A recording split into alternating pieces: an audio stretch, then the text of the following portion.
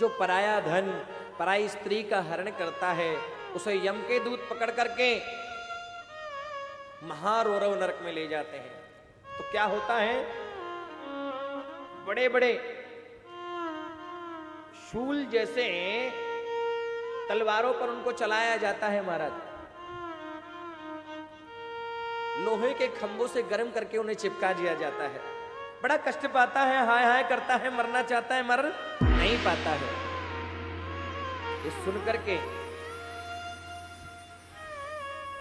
रहुगण कहने लगा, महाराज इस शरीर तो यहां जल करके भस्म हो जाता है, आत्मा परमात्मा में मिल जाती है, फिर स्वर्ग और नरक कौन जाता है? तो ध्यान से सुनना अब बात। बोले एक होता है पंच भौतिक शरीर जो दिखाई देता है, ये जल करके भस्म हो जाता है। एक होता है सूक्ष्म शरीर, ये कितना होता है? बोले बाल, हमारे केश के आगे का हिस्सा, उसके 100 टुकड़े कर दो, और फिर जो टुकड़ा बचे फिर उसके 100 टुकड़े कर दो, और फिर जो टुकड़ा बचे फिर उसके 100 टुकड़े कर दो। कितना छोटा होगा वो, सूक्ष्म दृष्टि से भी नहीं देखा जा सकता है।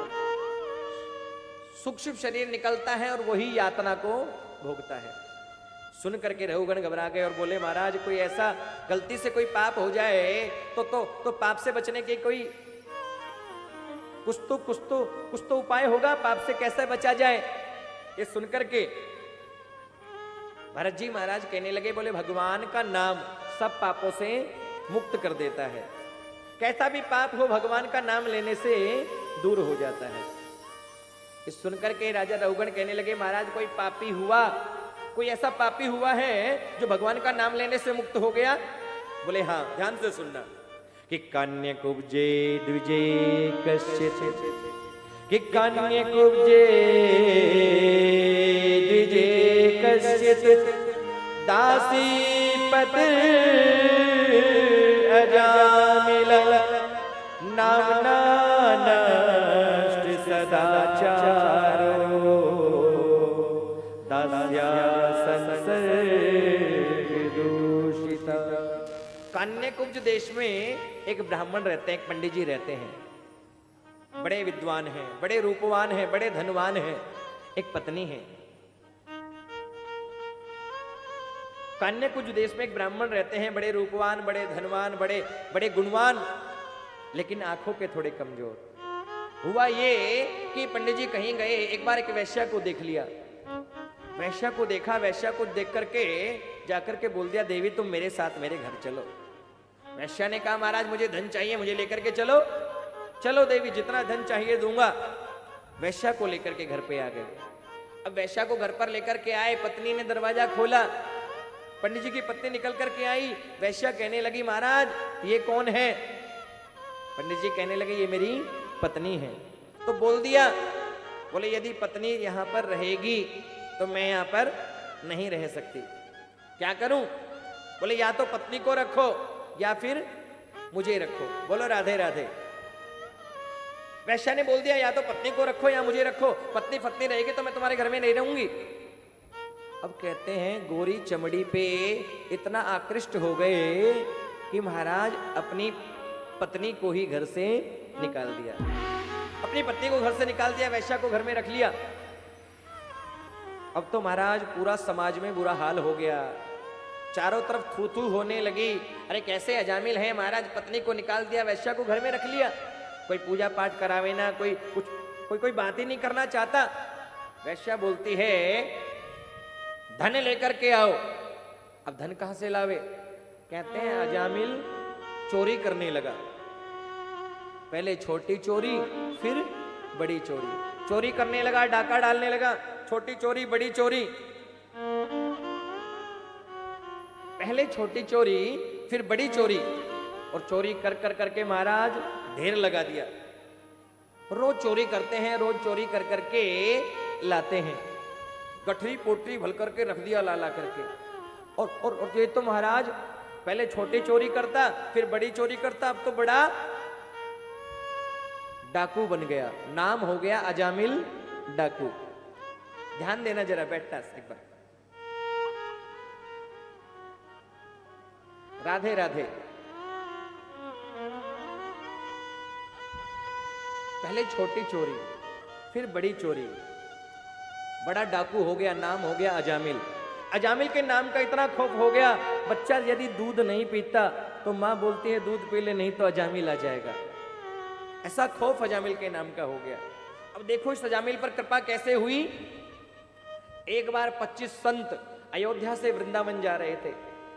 अयोध्या से आ रहे हैं, वृंदावन जा रहे हैं 25 संत, कोई लोटाधारी, कोई तुम्बाधारी, कोई चिमटाधारी, कोई बभूतिधारी, कोई त्रिपुंडधारी, कोई उर्द त्रिपुंडधारी।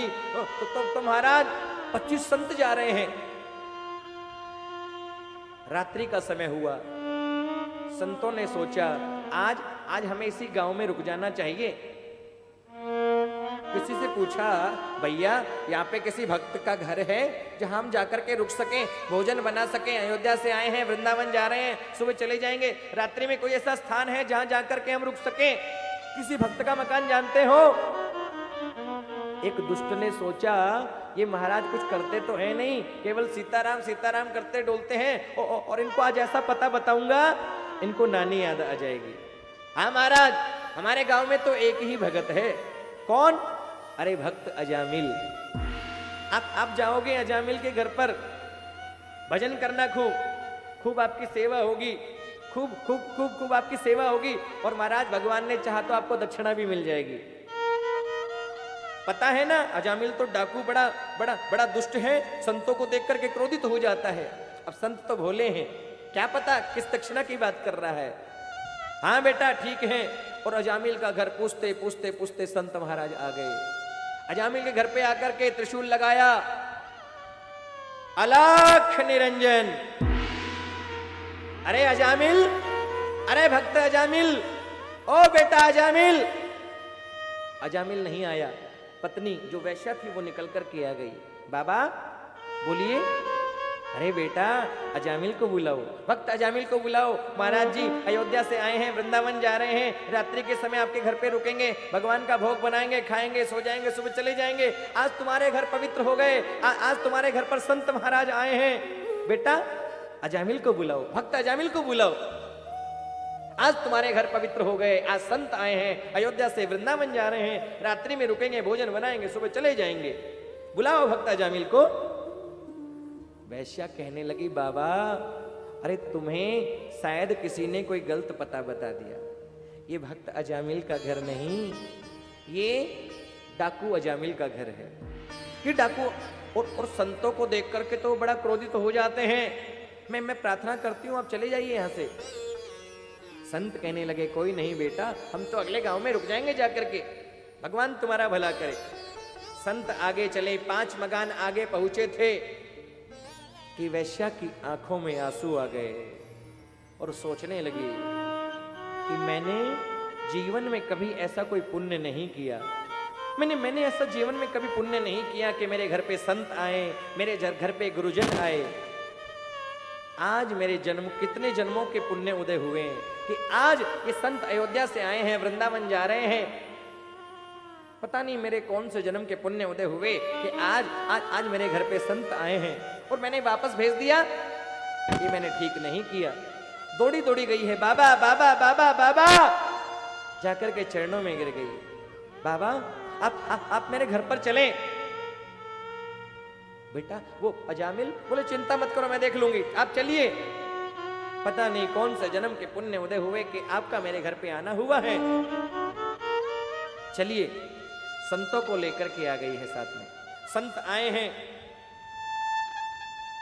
वैश्या कहने लगी, बाबा मैं इतनी पवित्र नहीं कि मैं आपको भोजन बना करके दे सकूं, लेकिन मैंने सुना है कि सूखा सामान दे दिया जाए तो दोष नहीं लगता। आटा दाल चावल चीनी सब दे दिया। बाबा आप भोग बनाइए और प्रसाद बनाइए, ठाकुर जी का भोग लगाइए और पाइए। संतों ने ऐसा ही किया, भोग बनाया है, ठाकुर जी को भोग लगाया और भोजन कर रहे हैं, भगवान का भजन करने लगे।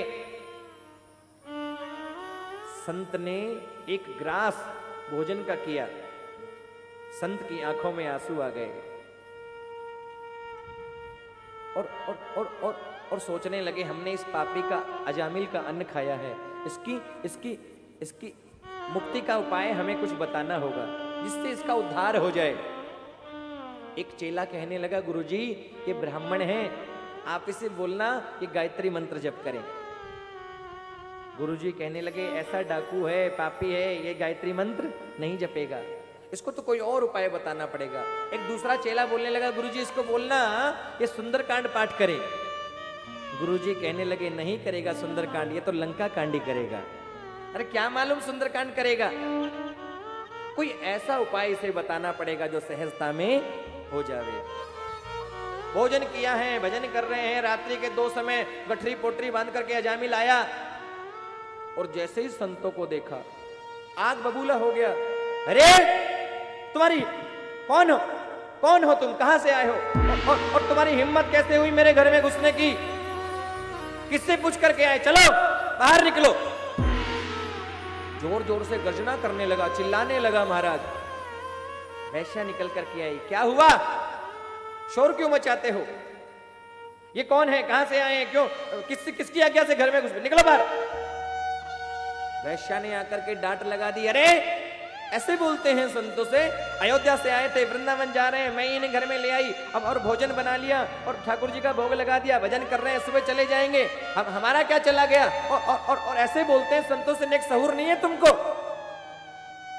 पत्नी ने डांट लगाई, अजामिल डाकू शांत हो गया, चुप हो गया। हाँ अब एक बात बताऊं तुमको, कितना बड़ा डाकू सही, लेकिन पत्नी से बहुत डरता था। हाँ और डरना भी चाहिए, भलाई भी इसी में ही है। जैसे ही डांट लगाई शांत हो गया। अरे देवी तुमने रखा है तो 1 दिन क्या 5 दिन रख लो, अपना क्या जाएगा। ठीक है, प्रातः काल हुआ, संत जाने के लिए तैयार हुए। अजामिल को बुलाया है, बेटा अजामिल, अरे हमने तुम्हारे घर में भोजन किया है, हमने तुम्हारे घर में भोजन किया है, और संत जब भोजन कर लेते हैं तो उन्हें दक्षिणा दी जाती है, हमें दक्षिणा नहीं दोगे। पहले तो अजामिल ने देखा पत्नी किधर है, देखा अंदर है, अरे बाबा मुझसे और दक्षिणा, ये तुम्हारा लोटा, ये तुम्बा, ये चिमटा मैंने चुराया नहीं है, भूतों से पूत मांग रहे हो, मुझसे और दक्षिणा, निकल जाओ जल्दी से, नहीं तो ऐसी दक्षिणा दूंगा, कोई दक्षिणा वक्षिणा नहीं। चिल्लाने लगा दोबारा। पत्नी आ गई, क्या हुआ बाबा, अरे बेटा नहीं, हम तो ये बोल रहे हैं तुम्हारे घर में हमने प्रसाद पाया है, और संत जब प्रसाद पा लेते हैं तो दक्षिणा दी जाती है। बाबा बोलो, हम कोई पैसे की दक्षिणा नहीं मांगते बेटा, हम तो ये चाहते हैं हमारी एक बात मान लेना। देखो संतों ने कितना सहज उपाय बताया, ध्यान से सुनना। बोलिए बाबा। अजामिल कहता है, बोलो, मन करेगा तो मान लेंगे, नहीं तो नहीं मानेंगे, बोलो। पूछा, अजामिल तुम्हारे घर में कितने बच्चे हैं? नाम बता दिया, ये हैं ये हैं ये हैं, इतने बच्चे हैं, एक और होने वाला है। संत ने कहा, बेटा हमारी एक बात मान लेना, अब की बार तुम्हारे जो घर में बच्चा आवे, उस बच्चे का नाम नारायण रख लेना। क्या नाम रखना, बोलो ना, क्या नाम रखना? नारायण रख लेना।